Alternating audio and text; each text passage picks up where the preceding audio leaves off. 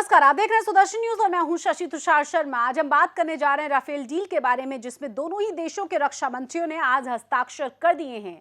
बहुत ही महत्वपूर्ण इस डील को इसलिए माना जा रहा है कि बहुत ज्यादा ताकतवर देश हमारा हो जाएगा इस डील के होने के बाद, इन विमानों के भारत को मिलने के बाद। और कहा जा रहा है कि 2019 तक 36 विमान भारत को मिल जाएंगे। साथ ही साथ सुदर्शन न्यूज के सोर्स ये भी कहते हैं कि अगर इस दौरान भारत को किसी भी तरह से इन विमानों की जरूरत पड़ी तो फ्रांस अपने विमान भारत को भेजेगा युद्ध में, और साथ ही साथ वो अपने ट्रेन पायलट भी देगा। साथ ही हम आपको ये भी बता दें कि किस तरीके से F-16 से कई गुना ज्यादा ताकतवर हैं विमान, इस पर भी हम चर्चा करेंगे। लेकिन उससे पहले ये रिपोर्ट देखें।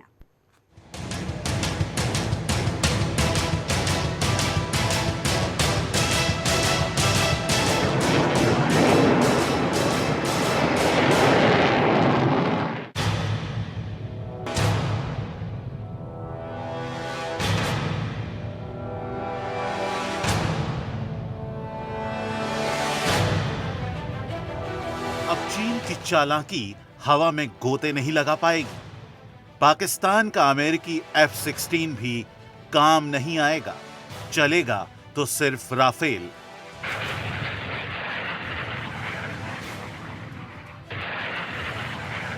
इसके आगे सब फेल हैं, क्योंकि ये है राफेल।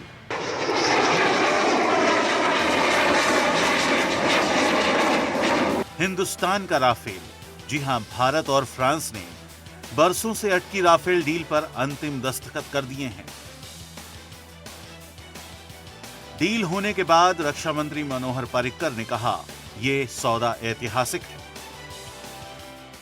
कि आज भारत ने फ्रांस के साथ राफेल के बारे में इंटर गवर्नमेंटल एग्रीमेंट, अंतर्देशीय समझौता कर लिया है, जिससे हमें एक पोटेंट इफेक्टिव फाइटर जो एयरफोर्स की एक अहम ज़रूरत थी, वो मिलने का मार्ग खुला हो गया। ये 20 बरस में पहला एयर फाइटर के लिए पहला सौदा है, which is uniqueness in itself.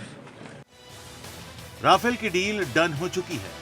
अगले 36 महीनों में दुनिया का सबसे एडवांस फाइटर जेट भारत की वायुसेना में होगा। भारतीय वायुसेना में राफेल के शामिल होने से सेना की ताकत कई गुना बढ़ जाएगी, क्योंकि राफेल की टक्कर का विमान ना तो चीन के पास है और ना ही पाकिस्तान के पास। राफेल की ये रफ्तार देखिए।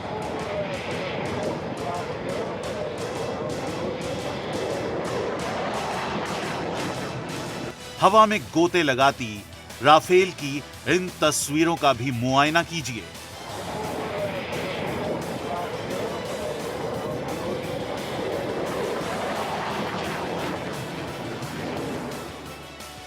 राफेल की गर्जना ऐसी है कि दुश्मन का दिल बैठ जाए।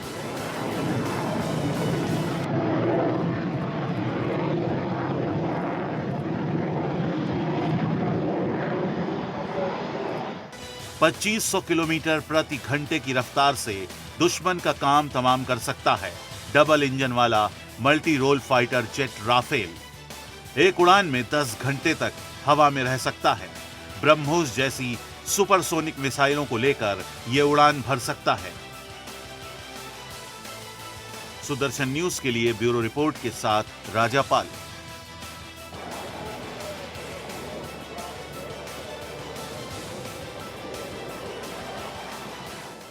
तो 36 विमानों को मंजूरी मिल चुकी है। 2019 तक ये विमान हमारे पास होंगे। साथ ही साथ ग्राफिक्स के जरिए अब हम आपको बताते हैं कि और क्या क्या खासियत है इस विमान की, इसकी विशेषता क्या है। आसमान से दुश्मनों के चक्के छुड़ा देने वाला राफेल एक बहुउपयोगी लड़ाकू विमान है, यानी कई तरह से इस विमान का इस्तेमाल किया जा सकता है। तो फ्रांस के साथ ये डील हुई है 1.5 साल पहले लगभग जब प्रधानमंत्री नरेंद्र मोदी वहां पहुंचे थे, तो इसको लेकर चर्चा हुई थी। इसकी लंबाई है 15.27 मीटर और इसमें 2 पायलट बैठ सकते हैं। इसकी लंबाई है 15.27 मीटर और साथ ही साथ आपको बता दें कि ये बहुत ही खास विमान है, बहुत ही इंपॉर्टेंट इस डील को माना जा रहा है।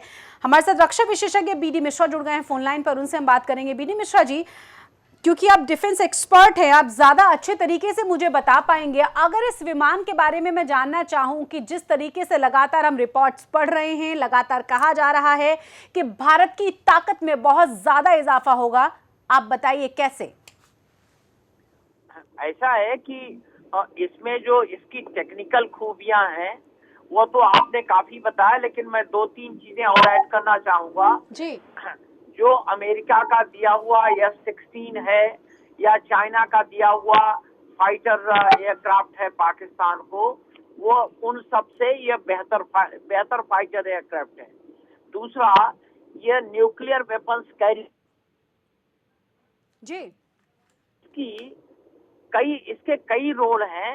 एक ही एयरक्राफ्ट में fighter role, bomber role, long distance fighter और ये हवा से हवा में रिफ्यूलिंग का, ये सब इसको कैपेबिलिटी है।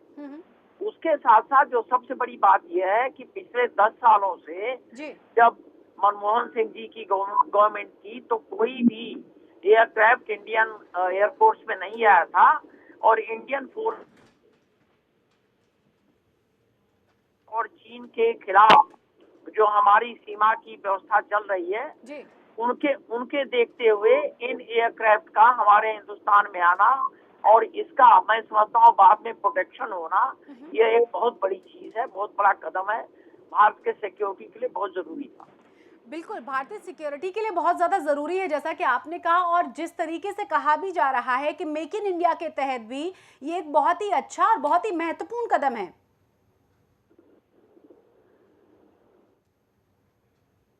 आप मेरा सवाल सुन पाए बीडी मिश्रा जी? संपर्क हमारा टूट गया है बीडी मिश्रा जी के साथ, और वो कह रहे हैं कि इस हिसाब से अगर देखा जाए तो राफेल बहुत ही महत्वपूर्ण विमान इस देश के लिए साबित होने जा रहा है। साथ ही साथ आपको ये भी बता दें कि 36 विमान 2019 तक भारत के पास आएंगे, और इसी के साथ यहाँ पर भी इस विमान को बनाने के लिए कुछ नए प्लान्स लगाए जाएंगे। मेक इन इंडिया के तहत इस काम को भी आगे बढ़ाया जाएगा, और इस लिहाज से भी ये बहुत ही महत्वपूर्ण कदम माना जा रहा है इस सरकार का। एक छोटे से ब्रेक के लिए फिलहाल हमें रुकना होगा। खबरों का सिलसिला लगातार जारी रहेगा, बने हमारे साथ।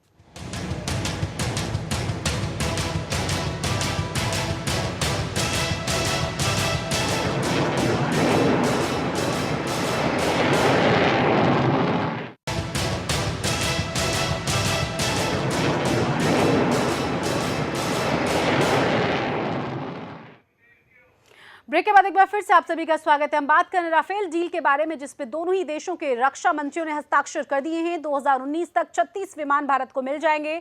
साथ ही इस समझौते को बहुत ही महत्वपूर्ण इसलिए भी माना जा रहा है कि इससे भारत की ताकत बहुत ज्यादा बढ़ जाएगी।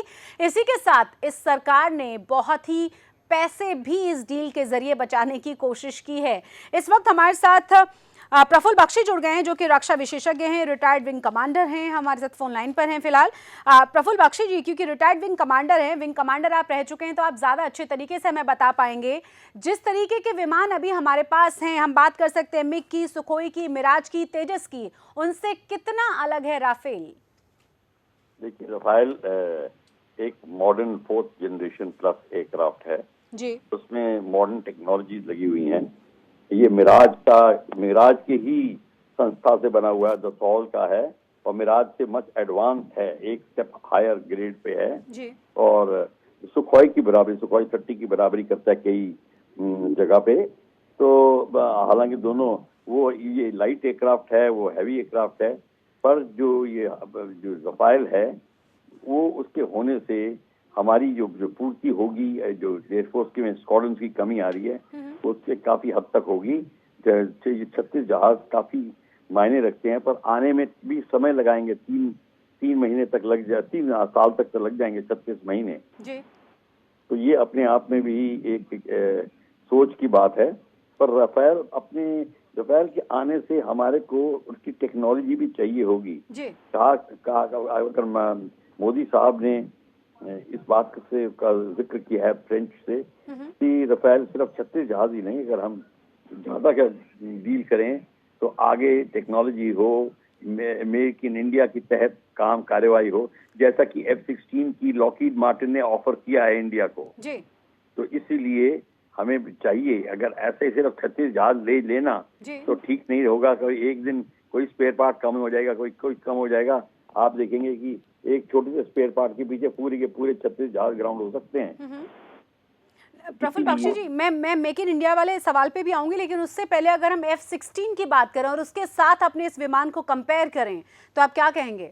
देखिए, दोनों जहाज नेक टू नेक चल रहे हैं। अगर ये इसकी थ्रस्ट ज्यादा है इंजन की, तो F-16 का रेंज ज्यादा है और इस तरीके से हाइट दोनों की बराबर है और टॉप स्पीड F-16 की ज्यादा है और पर वेपन लॉन्चिंग प्लेटफॉर्म जो है रफाल ज्यादा बेटर माना जाता है जी। तो अलग अलग उपलब्धियां हैं, पर फर्क सिर्फ 8, 8.5, 8.5, 8.9 इतना फर्क है, ज्यादा कोई फर्क नहीं है जहाँ पे भी है। और जो आपने बात की मेक इन इंडिया के तहत, मतलब उसके तहत भी अगर हम देखें तो भारत का बहुत ही महत्वपूर्ण और बहुत ही अच्छा कदम माना जा रहा है इसे। देखिए, मेक इन इंडिया हो तब, अगर मेक इन इंडिया नहीं है, अगर नहीं है मेक इन इंडिया, तो मैं आपको बता रहा हूँ हम और मुसीबत में और डिफिकल्टी में फंसेंगे, क्योंकि कुछ समय के बाद में स्पेयर पार्ट्स की अभाव आने लग जाएगा और फिर प्रॉब्लम खड़ी हो जाएगी। कम से कम जिस तरह के संकेत मिले हैं उससे तो कहा जा रहा है कि मेक इन इंडिया भी ये इसमें नजर आएगा और इसके तहत भी ये काम होगा।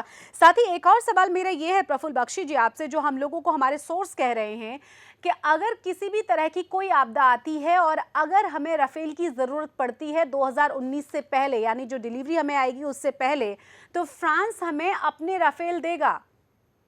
अगर ये फ्रांस ने एग्री किया है तो बहुत अच्छी बात है कि जहाँ हमें इससे पहले कि फ्रांस वेट करे, पहले ही ये कर लेना चाहिए ये डील में। हम तो फ्रांस के जो यूज हो रहे हैं जहाज उनको ले लेना चाहिए और जब हमारे रेडी हो जाएं तो ये वापस चले जाएं। अब ऐसी कोई डील साइन होती तो और भी अच्छा होता, पर अब देखते हैं क्या होता है। हमने पूरी डील तो देखी नहीं है जी। पर अपने साथ में अगर मोदी साहब कुछ कर सकते हैं तो जरूर करें। पर मैं आपको बता दूं, इस समय अमेरिकन बहुत सीरियस हैं और अपने जहाज F-16 को आगे करने में बड़े सीरियसली ले रहे हैं। बिल्कुल प्रफुल्ल बख्शी जी, हम समझ सकते हैं और जिस तरीके से इनिशिएटिव सरकार की तरफ से लिए जा रहे हैं वो भी सराहनीय है, लेकिन क्योंकि आप विंग कमांडर रहे हैं, आप बता पाएंगे भारतीय वायुसेना की ताकत को और ज्यादा बढ़ाने के लिए कौन कौन सी और चीजें आपको लगती हैं कि उनको भी शामिल किया जाना चाहिए, वहां पर भी परिवर्तन जरूरी है आपके हिसाब से? देखिए, सबसे बड़ी चीज है इंडिजिनाइजेशन प्रोग्राम। जी। हमको अपने जहाज बनाने हैं, अपना जहाज का इंजन बनाना है, वो कुछ नहीं बनाते। एवियोनिक्स की बात हो रही है, वो नहीं हम बनाते। आर्मामेंट वो नहीं बनाते, हम कुछ नहीं बनाते। चाइना सब कुछ बनाता है। तो हम जब कंपेयर करते हैं तो हमें एक किस्म से भय उत्पन्न होता है कि हम कुछ भी नहीं कर रहे, सिर्फ अपने को third largest air force, fourth largest air force कहने में कोई फर्क नहीं पड़ता और वो भी चाइना की जो स्ट्रेंथ है एयरफोर्स की हमसे 2.5 गुना ज्यादा है। तो हमारी इस समय स्थिति इतनी मजबूत नहीं है। चाइना 85% जहाज अपने बनाता है, तो आप सोचिए, और उसको बेचता है, और हम 0% बनाते हैं। तो हमें उस तरफ भी कदम उठाने की, कदम बढ़ाने की बहुत जरूरत है। बहुत बहुत शुक्रिया आपका प्रफुल्ल बख्शी जी हमारे साथ जुड़ने के लिए। साथ ही साथ अब हम आपको सुनाते हैं कि इस डील के बारे में हमारे रक्षा मंत्री मनोहर पर्रिकर ने क्या कहा।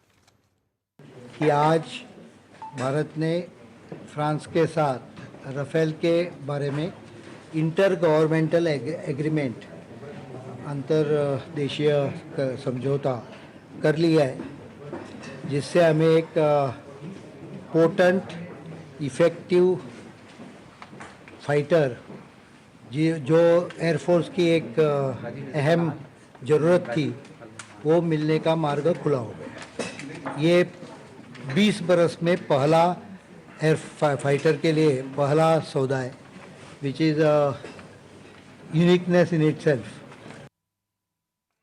तो रक्षा मंत्री मनोहर पर्रिकर को आपने सुना। बहुत ही महत्वपूर्ण इस समझौते को माना जा रहा है। फ्रांस और अपने देश के दोनों ही रक्षा मंत्रियों ने इस समझौते पर हस्ताक्षर कर दिए हैं और इस लिहाज से भी अगर देखा जाए जिस तरीके से भारत ने नेगोशिएट किया है इस पूरी डील को, उसको भी बहुत सराहनीय कदम और बहुत अच्छा भारत के लिहाज से माना जा रहा है। लेकिन मांग अभी ये भी की जा रही है कि मेक इन इंडिया, यानी यहाँ पर कुछ इस तरह के प्लांट्स, कुछ इस तरह की फैक्ट्रीज की ज़रूरत है कि यहाँ पे ही इस विमान के पुर्जों को बनाने की शुरुआत हो, जो कि बहुत ज़्यादा मददगार भारत के लिए आगे जाकर साबित हो सकता है। हालांकि इसके बारे में कहा गया है कि इसके बारे में भी सरकार सोच रही है, आश्वासन दिया जा रहा है।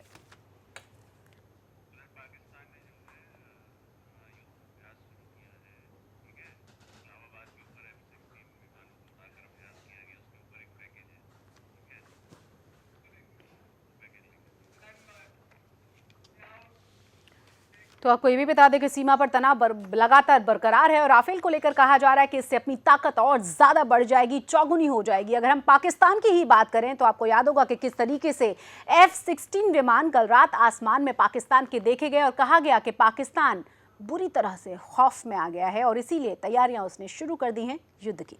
देखिए,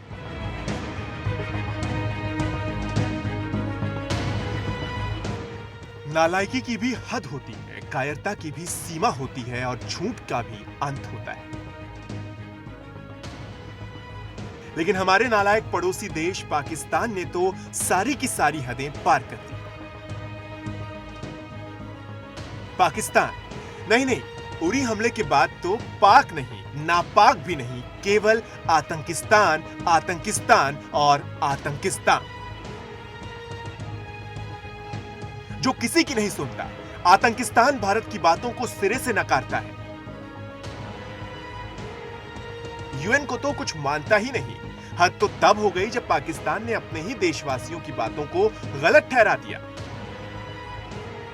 उरी हमले पर भारत की आंतरिक तैयारियों से डरकर पाक ने देर रात इस्लामाबाद में F-16 लड़ाकू विमान को उड़ाया, जिसके बाद आसपास के इलाकों में हड़कंप मच गया।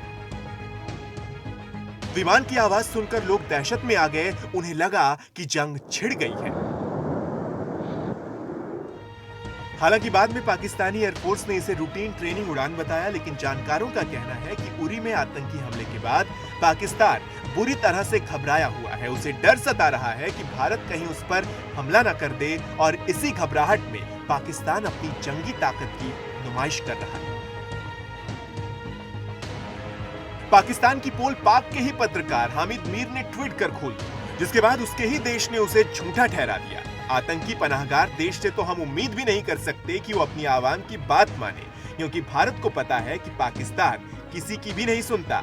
अगर वो किसी की सुनता है तो केवल हाफिज सईद की, सैयद सलाउद्दीन की। सरकार तो वहां नाम की है, काम के तो आतंकी संगठन है। पिछले दिनों पाक के प्रधानमंत्री साहब ने यूएन में कायराना भाषण दिया, जिसे राहिल शरीफ ने लिखा था, जिससे साफ होता है कि वहां सरकार ना भी रहे तो सेना और आतंकियों के सहारे देश चल सकता है। खैर, आज हम बात करते हैं पाक के खौफ की, जिसने लड़ाकू विमान F-16 को उड़ाकर भारत को युद्ध के लिए तैयार बताने की भूल की है। अब क्या कहें पाक के बचकाने हरकतों की, जो बार बार 65, 71, 99 भूल जाता है और युद्ध के लिए भारत को उकसाता है। शर्म आती है हमें कि हमारा पड़ोसी ऐसा है। ब्यूरो रिपोर्ट के साथ आराधना पांडे, सुदर्शन न्यूज। हालांकि पाकिस्तान के अगर हालात देखे जाएं तो लगता नहीं है कि पाकिस्तान किसी भी कीमत पर युद्ध के लिए तैयार है और जिस तरीके से तैयारियां नजर आईं उसके बाद हमें यह भी नजर आया कि पाकिस्तान कितना ज्यादा बौखला चुका है, कितना ज्यादा घबरा चुका है। इसी के साथ इस बुलेटिन में बस इतना ही, लेकिन देश और दुनिया की तमाम खबरों के लिए आप देखते रहिए सुदर्शन न्यूज। जय हिंद।